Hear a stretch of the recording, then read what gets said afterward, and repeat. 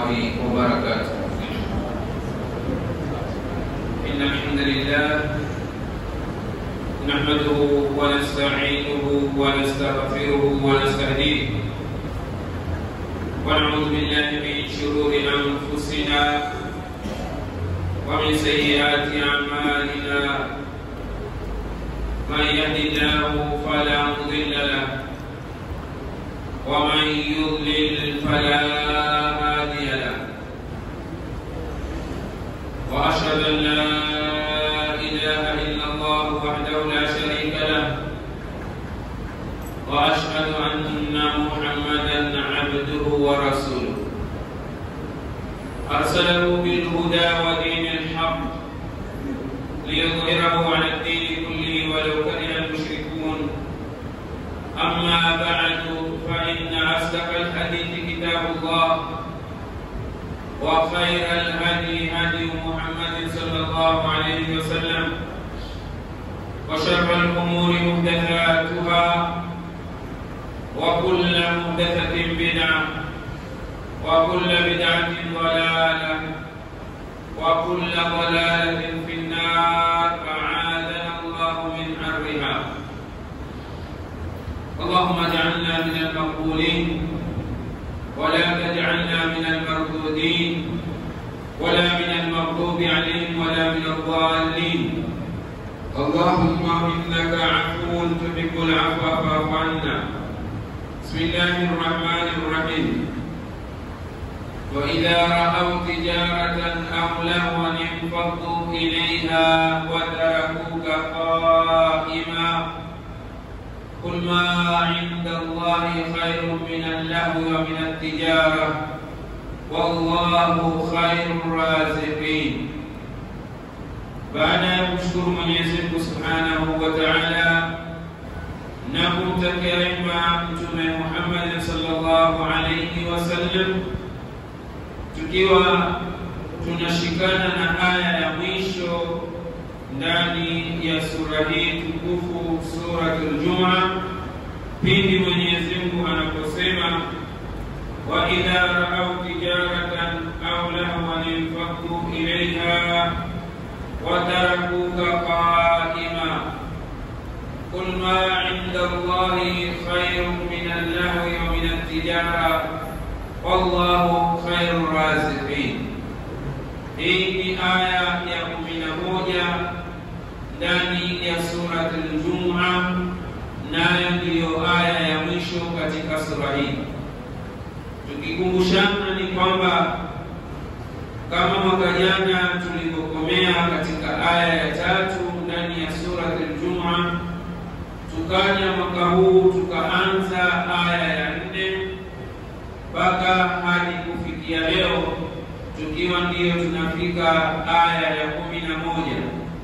Alhamdulillah, tunamshukuru Mwenyezi Mungu kwa hilo, kutuwezesha kwa aya hizi ambazo tumeweza kuzizungumzia kwa uwezo wake.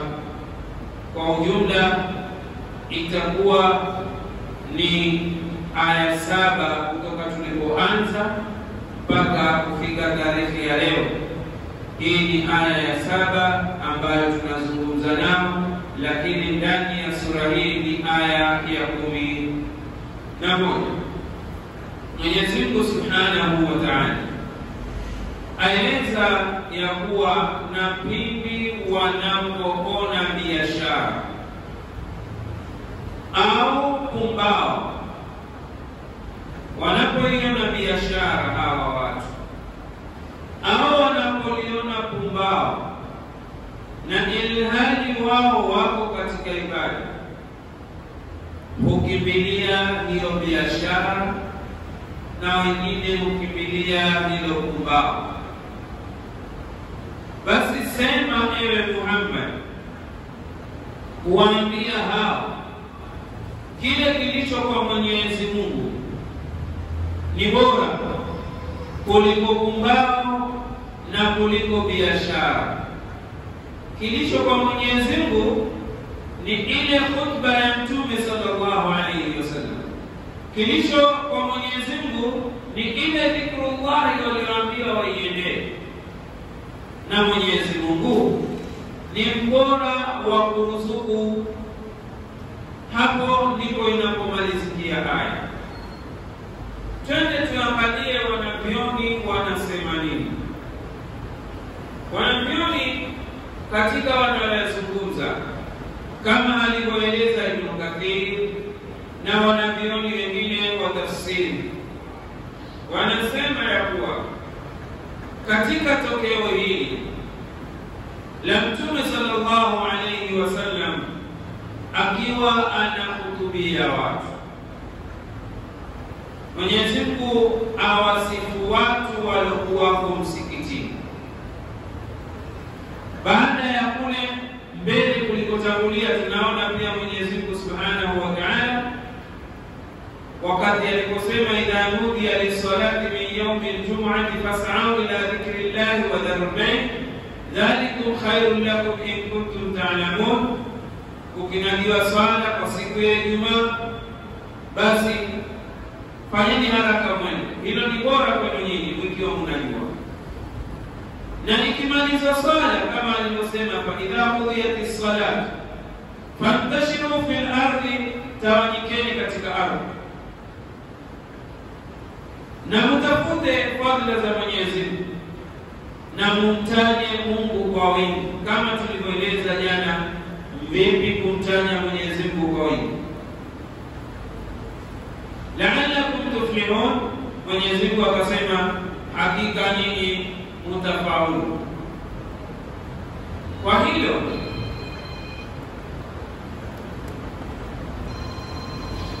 Kwa hilo basi Mwenyezi Mungu Subhanahu wa Ta'ala akaweza kumalizia kwa matokeo yaliyotokea katika sala ya Ijumaa ya Bwana Mtume sallallahu alayhi wasallam.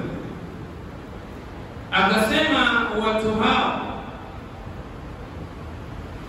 wakiona biashara au pumbao, wao huikimbilia.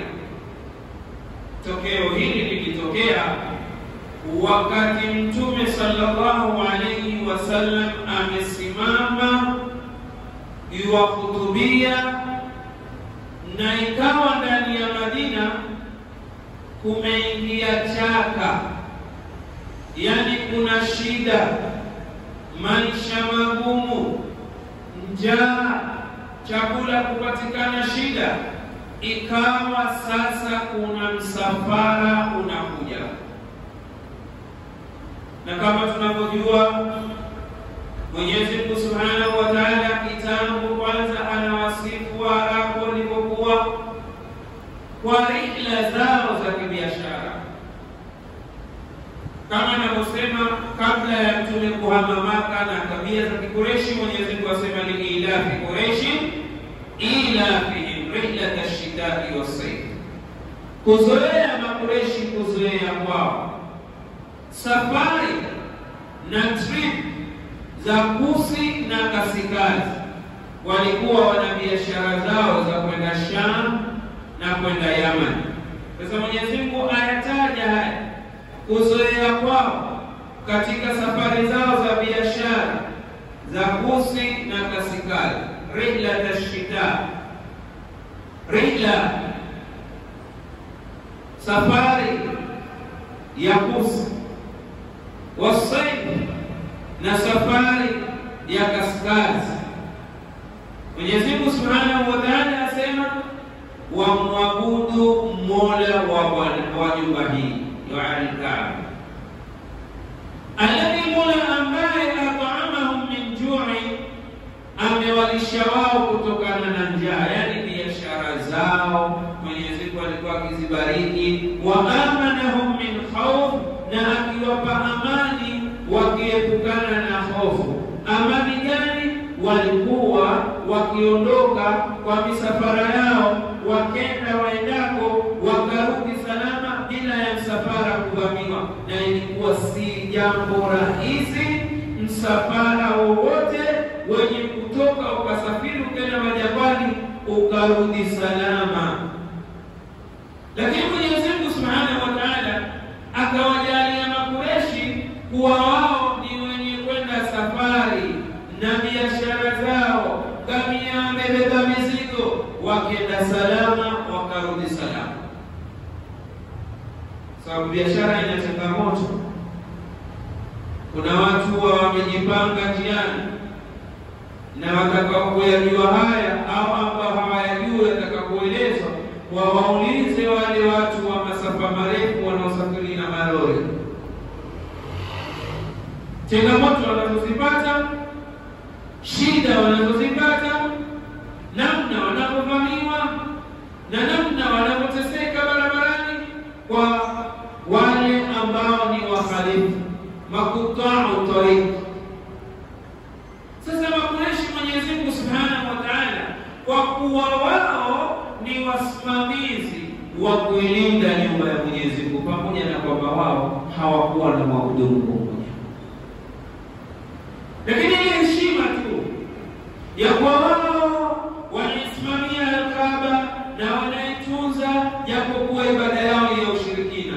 Mwenyezi Mungu asema falyabudu rabb hadha albayt, wamwabudu Mungu wa nyumba hii, lakini wakawa hawaabudu, wanaabudu masanamu ndani ya hiyo nyumba. Mwenyezi Mungu Subhanahu wa Ta'ala asema alladhi mola ambaye at'amahum min ju'in, amewalisha wao kutokana na njaa, akawajalia wakawa wanapata chakula chao salama. Hili ni moja Makureishi walichopata kutokana na msaada kutoka kwa Mwenyezi Mungu, kutokana na kuhamiwa na Mwenyezi Mungu. La pili, wa amanahum min khawf, kuwapa wao amani, kuepukana na hofu. Sasa hali kama hii ilikuwa wamezoea ya kibiashara. Pia walipohama muhajiruna kwenda Madina, kazi hii haikuachwa. Kazi ya biashara hawakuiacha, na hasa misafara ya kwenda kuuza na kununua, wenda na bidhaa wakauza, wakimaliza kununua bidhaa wakaja nazo katika mji wa Madina. Sasa ikawa Madina kumetokea shida, na shida ni njaa. Watu wakatoka wakenda katika misafara yao kwenda kununua chakula, na kwa ikiwa chakula ni shida ndani ya Madina, lazima ukija utapata bei nzuri, utapata bei nzuri. Washuuzi watakuwa wanakungojea, wanafilisiana katika bei, kila mmoja anataka zichukue zote kisha apige double. Na hili lilionekana wakati Uthman bin Affan radhiyallahu anhu alipokwenda kuchukua mali yake ya biashara, akaja nao na ngamia 100 na mizigo ya. Alipoegeshwa Uthman bin Affan, wachuuzi wakaja, wanabiashara wakaja, wakawa wanaekeana bei na kufilisiana. Huyu asema dirhamu 50, Uthman asema sitaki hiyo. Kuna mtu amejitolea kunipa juu ya hiyo, wengine asema haya basi 70. Kawaida ya biashara, kiona huyo kidogo amepandisha, hata mimi nitie bei, pengine jamaa atatulia hapo, mtapata. Wakitia bei, Uthman asema kuna ambaye ameniahidi zaidi ya hiyo. Akaruka mwingine, mimi naongeza kiwango kadhaa. Uthman akaangalia, akamwambia kuna ambaye amejitolea juu ya hapo. Uthman akamwambia kuna mwingine ambaye amenipa juu ya hapo. Uthman akaangalia, akamwambia mwenyewe ametoa zaidi ya hapo, mpaka ikafika dirham 100 na kuendelea. Uthman anasema kuna aliyejitolea kunipa zaidi ya hapo. Wachuuzi wote na wanabiashara wote wakamwambia Uthman, hakuna yoyote atakayenunua zaidi ya bei tuliyokupa sisi. Hapo tulipofika sisi mwisho, nenda nayo utakapo, upate mtu ambaye atanunua. Hakuna yoyote.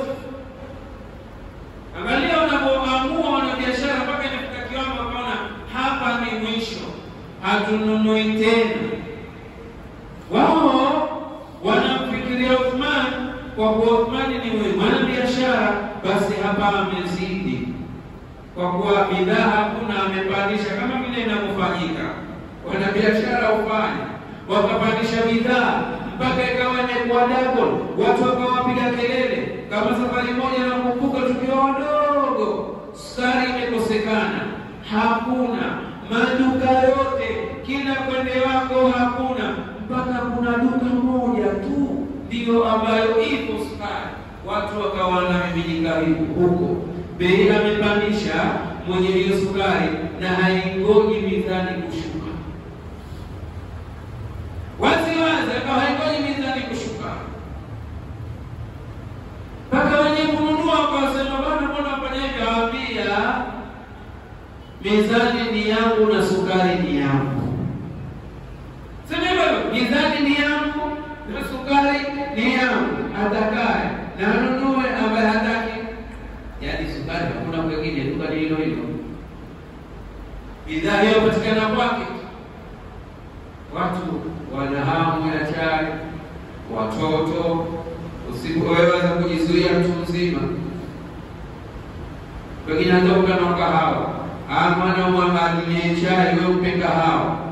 Hakuna mwana hawezi anzoea damu, watu wakachukua kwa hivyo. Bidhaa haijashuka ya koto, chukua, nipa pesa, na watu wakalipa. Sasa watu wakafikiria kwamba Uthmani ni kama hivyo, ameweka bei mpaka kuwamaliza watu. Watu wamesema hapa ilipofika hatuwezi tena, wala hakuna wa kununua ndani ya mji huu wa Madina bei tuliyokupa Uthmani. Uthmani anamwambia yuko mwenye kununua,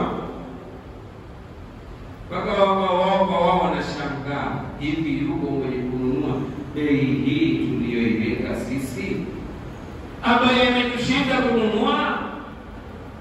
Uthmani anamwambia iko. Haya, tuambie nani?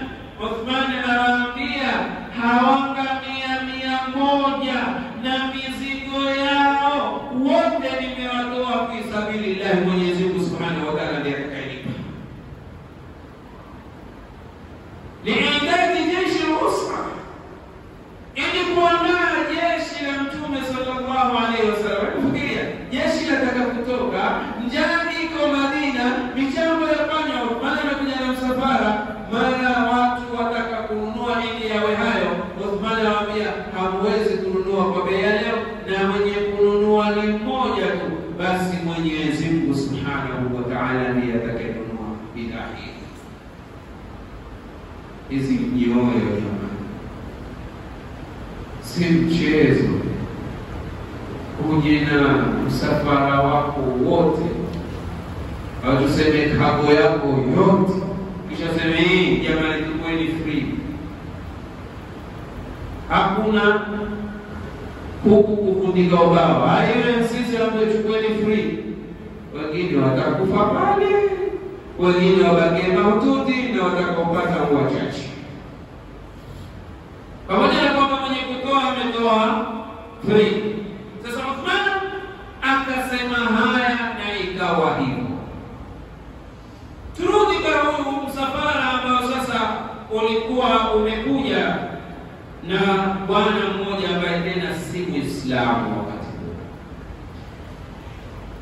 Dihyatul Kalbi. Dihyatul Kalbi, huyu bwana alikuwa nusura nzuri, na alikuwa Jibril akija kujifananisha naye. Jibril akija kwa Mtume kwa sura za wanadamu, alikuwa akijifananisha na huyu bwana. Nasikia Jibril alikuwa kwa Mtume, Jibril alikuwa kwa Mtume. Sasa alikuwa akija aje kwa sura gani? Mara nyingi akija kwa Mtume alikuwa akijifananisha na huyu bwana, kama wanavyotusimulia masahaba. Sasa bwana Dihya amependa safari, sasa waingia Madina na tabia za biashara tangu huko mpaka leo, kumbe zile zile. Tuligusia juzi ngoma, utangazaji wa kucheza na nyingine na matarumbeta. Ilipokuwa ni kipindi cha mchana na Mtume sallallahu alayhi wasallam yuko juu ya mimbar yuwazungumza, mara kwasikika matarumbeta na magoma yalia, na watu wakiusikitika. Na ngoma zile sio kwamba zikifika katika mwanzo wa mji zitazimwa, zitaendelea ili watu washtuke. Na kwa mitihani ya baadhi ya watu kupenda kuwashawishi wengine hata kama hawako katika lile jambo. Tarehe yasema ya kuwa wale waliokuwako katika mwanzo wa mji, ngoma zaingia na matarumbeta wakishungilia Nidhia na msafara wa biashara aingia na Madina. Wasitosheke wao kufuata tu, wakasema kuna watu saizi wako msikitini, jamani, twende tukawaambie dawa. Wakatoka mbio wakaenda mpaka msikitini. Jamaa, ingia msafara wake wa chakula umeingia. Kama ule mzee na mwanawe waliokuwa mashabiki wa timu mbalimbali. Kuna kisa cha tolewa hata na tekeshi. Mzee na mwanawe wote mashabiki, lakini kila mmoja ashabikia timu yake. Siku hiyo zikapambana hizi timu ya mwana na mzee, kawapachezwa. Ikafika kipindi cha swala. Ilipofika kipindi cha swala, timu ya mzee tayari ishafunga, ina goli moja. Timu ya mtoto imefungwa. Mzee kutoka kwenda katika swala, nyumba karibu na msikiti. Bahati kama bahati, swala yaendelea, timu ya mtoto ikakomboa. Basi mtoto ndipo alipotoka mbio tu. Na kwa bahati akija baba aswali karibu na dirisha, kwa baba tushakomboa. Baba ananiambia, sasa wako watu sampuli. Na ni kweli aweza kuwa yeye au kushika tujui kukuaje, natoka tumwafunga tujua mkomboa ama tumeongeza. Sasa ndio tunapata baba ni mwana kakuja dirishani kwa mimi. Ingekuwa vizuri lao ingekuwa toka kwenda kuswali kama tuko ile mwana. Lakini ile ajitofutia mwenyewe, mwana akaja akampasha nalo na yeye kwenda kiasi. Sasa na kwa dini ikawa hivi. Dini imeingia na msafara, matarumbeta yalia, watu wako msikitini. Kuna wana biashara msikitini, kuna wale wanaopenda nao. Watu wakatoka mbio, wakapiga kelele ndani ya msikiti, nje ya msikiti, na watu wako ndani ya msikiti. Jamaa, dini amekuja na msafara wake na biashara, na Mtume wazungumza pale ya hutubu, fataraku faqala, yani taraku nabii sallallahu alayhi wasallam qaima. Watu wakamiminika kutoka msikiti. Na walitoka msikitini watu wangapi? Watu aina mbili. Sisi watu wawili, watu aina mbili. Watu aina mbili ni wapi? Kuna wale watu wa kupenda pumbao, na kuna wale watu wao lengo lao ni biashara. Mesikia mali amekuja na hayako, watatoka kimbilia, watatoka mbili. Kuna wale wakisikia ngoma tu wao, hata kama hawakualikwa, wao mbio kimbilia. Kwa nini hapa kipita Madina Simbaropa likipigwa kutona watu waandama mume alikuwa jamani, hawa wenyewe ndio sehemu zao umeamua kufuata. Sasa wakatoka wenye kufuatia nao kama anavyosema Mwenyezi Mungu, wa idha ra'au tijaratan au lahwan. Kwa hiyo watu waliotoka pale watu aina mbili, watu waliokimbilia biashara wakamwata Mtume sallallahu alayhi wasallam, na watu waliokimbilia matarumbeta na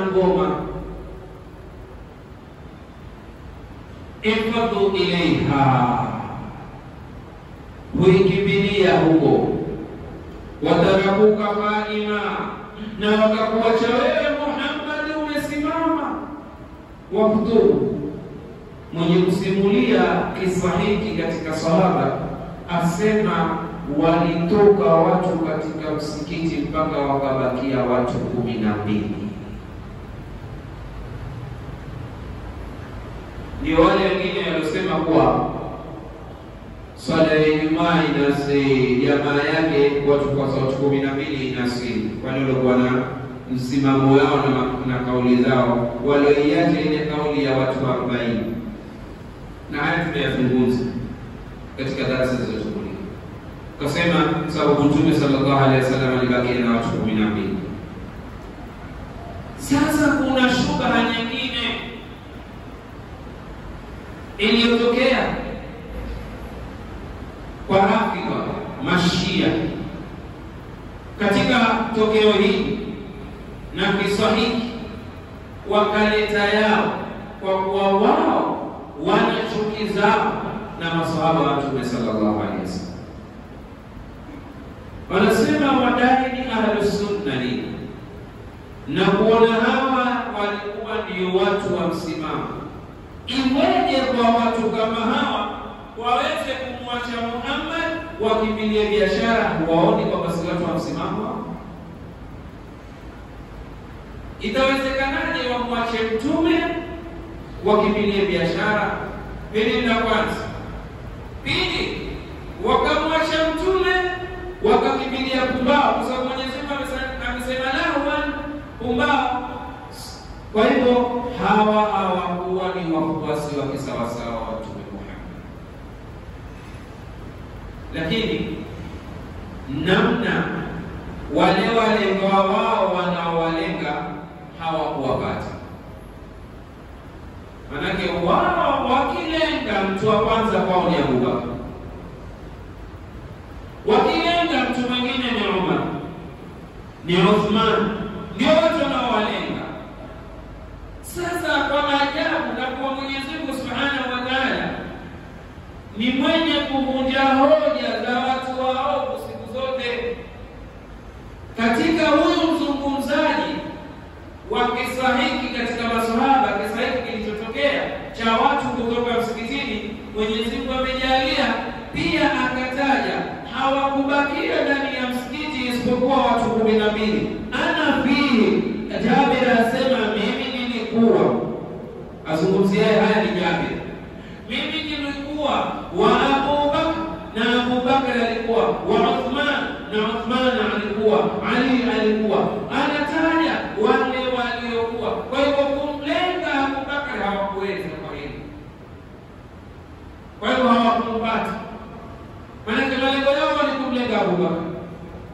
Kumlenga Umar hawakumpata, kwa sababu msimulizi asema mimi nilibakia na Abu Bakr akabakia na Umar akabakia na wengine. Kwa hivyo hoja yao ya kutaka kuwatweza maswahaba ya kwanza haikaanguka. Ya pili, hata ikiwa watu walitoka msikitini, wanavyoni wanafamia ya kwamba tokeo hili lilikuja kabla haijaja amri ya kubakia, kabla haijaja amri ya kufanyaje, ya kubakia. Ile amri kwamba hakuna kuzungumza, mubakia kwa msikitini, ilikuwa haijaja amri hiyo. Kwa hivyo tokeo lilitokea kabla ya katazo. Lilipokuwa katazo, Mwenyezi Mungu alipokataza idha nudiya lis-salati min yawmi al-jum'ati fas'au ila dhikrillahi wa dharul bay'a, hakutokea tena. Kwa hivyo tokeo hili lililotokea akaachwa Mtume amesimama, ilikuwa ni kabla ya katazo la Mwenyezi Mungu Subhanahu wa Ta'ala. Jambo la tatu ni kwamba katika ule utaratibu uliokuwepo kwanza, Mtume sallallahu alaihi wasallam hakuwa ndani ya sala, alikuwa akizungumza, na riwaya zinaeleza ya kuwa yeye alikuwa ametanguliza swala hapo. Kwa hivyo hii ilikuwa ni khutba ambayo ilikuwa baadaye. Hawezi kuilawama anaolaumu Mwenyezi Mungu ni kwamba watu wasiwe na mfano ule, sio kwamba hawa watu walitekeleza hili wakati wamekatazwa. Mkatazo lilipokuja ndipo tokeo lishatokea. Kwa hivyo hawakupata mashiko, japokuwa kutaka kuiregesha na kuwaonyesha watu kwamba hawa hawakuwa maswahaba wa kweli. Watarakuka faida, wakakuacha wewe umesimama. Kul, sema, ma inda Allah, kile kilicho kwa Mwenyezi Mungu Subhanahu wa Ta'ala, khairun, ni bora. Kipi kilicho kwa Mwenyezi Mungu?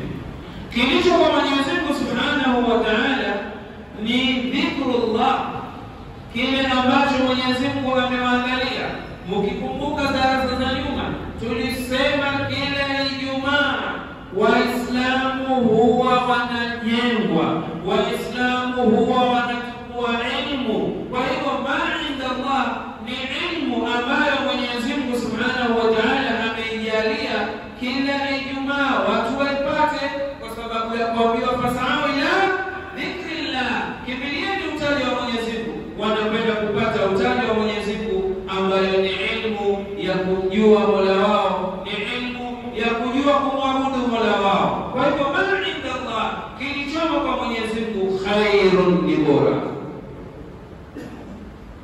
Minallahwi, kuliko pumbao. Na siku zote pumbao humfanya mtu akapumbaa, humfanya mtu akaacha yale ambayo ni ya muhimu, mpaka akapoteza mengi na mali muhimu katika maisha yake. Japokuwa imekuwa ni mazoea yetu kulitumia neno la kupoteza. Aweza mtu akaja kukwambia tena bila ya kuona haya, wala twende tukapoteze chai, twende tukapoteze. Kupoteza ni kitu kibaya. Kitu kizuri ni kutafuta na ukipata. Lakini tusema twende tukapoteze time kidogo. Time haipotezi. Walau alima an-nasu 'anil waqti, lau watu wangelikuwa wanajua kuhusu wakati hawangelipoteza time.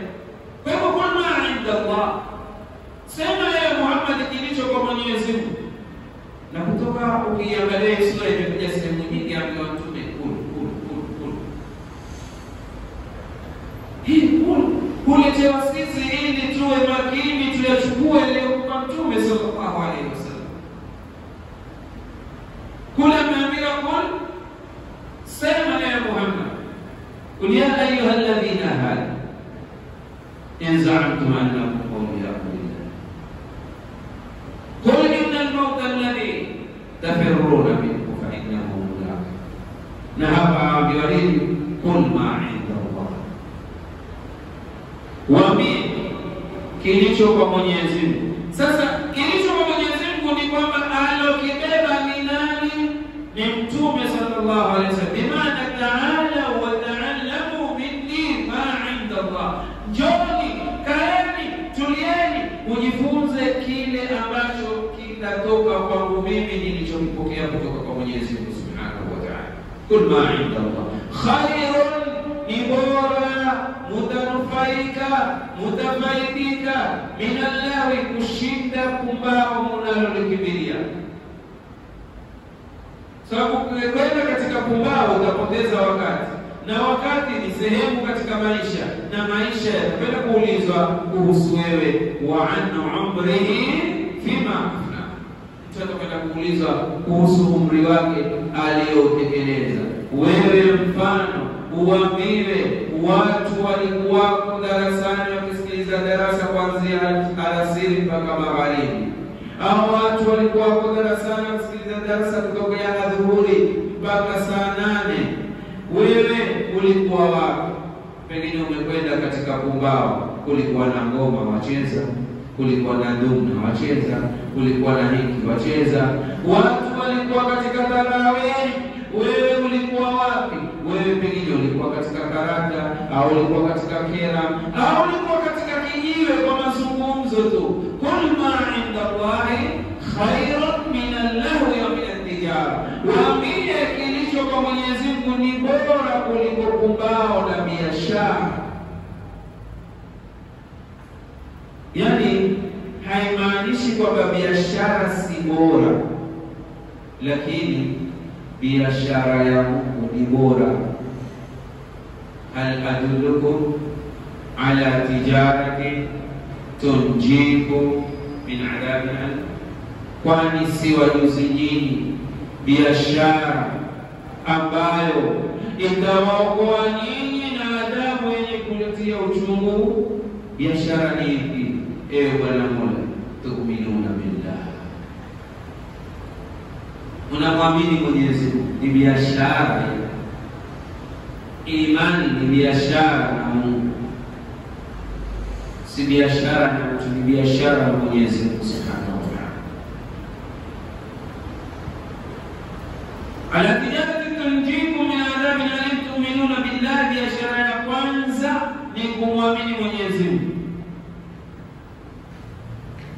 na mtume wake, watujahiduna fi sabilillah, na kupigana jihadi katika njia ya Mwenyezi Mungu, bi amwalikum wa anfusikum, kwa mali yenu na nafsi zenu. Itoe nafsi yako kwa ajili ya Allah, toa mali yako kwa ajili ya Allah. Wewe waweza kwenda kushika shabiki tena ya kulipia, natoa 50 yangu hivyo kwa kuchezea kamari,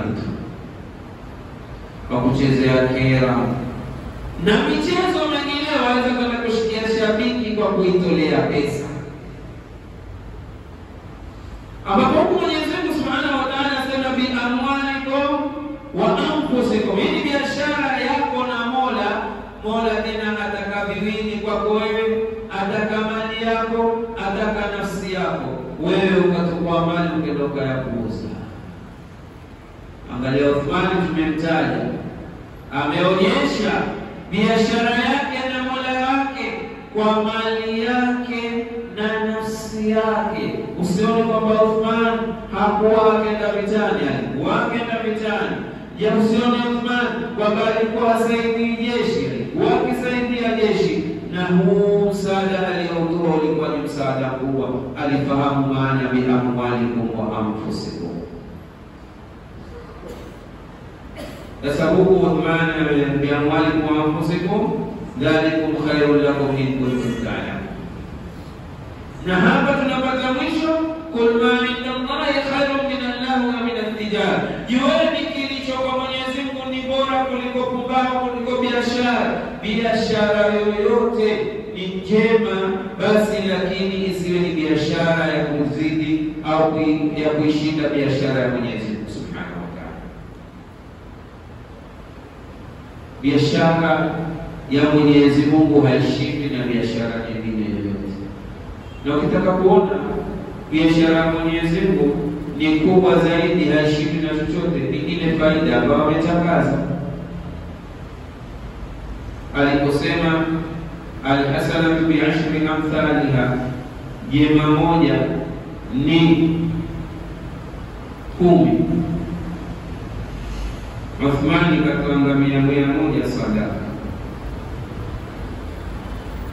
Angalia mahali Mwenyezi Mungu Subhanahu wa Ta'ala aonyesha biashara yake ilivyokuwa na faida kushinda biashara yote. Sema Mtume sallallahu alayhi wasallam, man tasaddaqa bi sadaqati bi'adli tamrati, mwenye kutoa sadaka sawa na tende moja, fa inna Allah, hakika Mwenyezi Mungu yatakabaluha, huipokea ile sadaka, ile tende moja huipokea. Yesu ni tende moja. Kabla tujaimaliza hili, wakati kulipokuwa kunaandaliwa jeshi la Nusra, watu wakaja na sadaka zao, wakaja kulikuja na mtu na tende katika mkono, takuja hapa katika mkono. Alipokuja kuitoa kwamba hii sadaka yangu, haya ndiyo mali yangu nilionao kuchangia hili jeshi, kuna watu walidharau katika masahaba. Nilitadhibiti Abu Bakar kaleta mali yake yote, Umar kaleta nusu, huyu katoa hivi, wote tuletea tende mkononi ile. Mtume sallallahu alaihi wasallam akawaambia hizo ni kubwa sana malipo yake, kwa sababu mpaka kuzitoa hizo tende mkononi amejinyima, pengine hatakula mchana, ni kwa chakula chake cha mchana. Mtu akatoa shilingi 10 akamshinda aliyetoa 1000. Hilo tulijue. Maana kuna mtu akiambiwa bwana tunahitaji kiwango cha pesa kadhaa, jamani mjitoleeni mara kwa mtu, dhambi za 1000. Mwingine akafunguka akaangalia dada subiri. Hapa kitu kwa hiyo utapungua chumvi. Hapa kitu kwa hiyo utapungua. Kisha akaamua akaitoa shilingi 10. Na ikosekana chumvi. Nani alipata tabu katika kutoa? Mwenye 10,000 ama alitoshika shilingi 10? Alipata tabu kutoa. Ule mmoja zilipotajwa tu 10,000 kwake si kitu, alizitoa hata hakufikiri. Lakini yule mwingine alipofungua kipochi akakumbuka kuna chumvi itakosekana, nikitoa hii.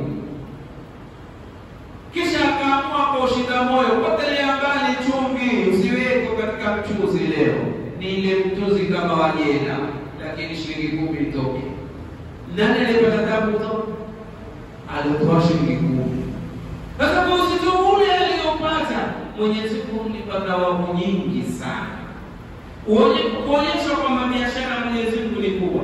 Sasa katika sadaka ya tende mmoja, wasema Mtume Mwenyezi Mungu huipokea, thumma yurbiha, kisha akaibariki. Tena ametumia neno la riba. Riba ni kuongezeka na kuongeza. Riba ma Allah jaiz, riba pamoja na Mungu. Ukifanya riba na Mwenyezi Mungu inafaa, kufanya riba na viumbe ndio haifai. Kufanya riba na Mwenyezi Mungu inafaa, kufanya riba na viumbe haifai. Kwa sababu Mwenyezi Mungu amempa tende moja, akaikuza, akaiongeza, ilikuwa kulipe malipo ya tende moja, hasanatu bi'ashri amthaliha, wema moja ni 10. Mwenyezi Mungu anaibariki ile tende, ikakuwa thawabu zake mpaka ikawa mfano wa mlima. Tende moja na mlima, jamani, malipo yake si riba hiyo upate, lakini riba kutoka kwa nani? Mwenyezi Mungu. Hakika kwa inna Allah yurbiha, Mwenyezi Mungu huiongeza akaikuza mpaka ikawa mfano wa mlima. Tijaratu ma Allah, biashara pamoja na Mwenyezi Mungu Subhanahu wa Ta'ala. Ndio akasema kul ma inda Allah khairun min al-lahwi wa min at-tijara, waambie kilicho kwa Mwenyezi Mungu ni bora kuliko pumbao na biashara. Wallahu khairur raziqin, na Mwenyezi Mungu ndiye mbora wa kuruzuku. Hiki kifungu tukiashirisha tulimalizie sura yetu.